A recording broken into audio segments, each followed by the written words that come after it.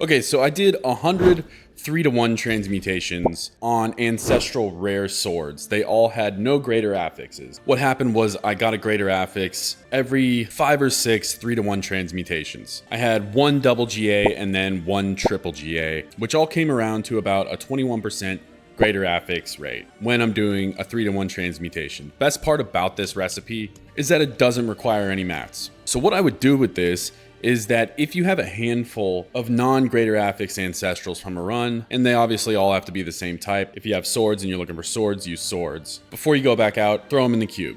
If it happens 5 times, you're bound to get a GA. I wouldn't waste any tuning prisms, any masterworking materials, anything at all really before I did this because it's free.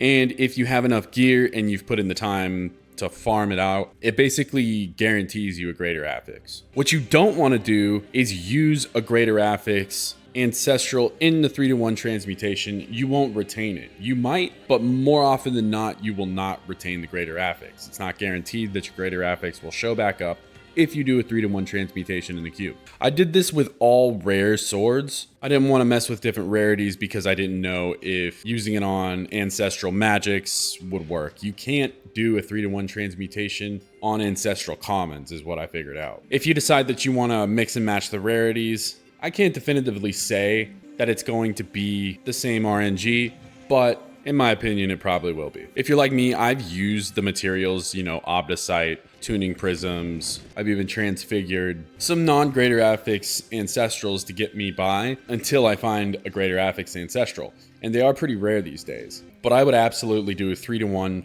first if I have enough gear for it. Worst case scenario, you end up where you started. Best case scenario, you end up with a greater affix, and that's a 21% chance. I'm probably going to do the RNG of adding defensive aspects to a pair of pants, to common pants, after this video. If you made it this far, thanks so much for watching. If you like this video, press that like button. If you like me, subscribe. Peace.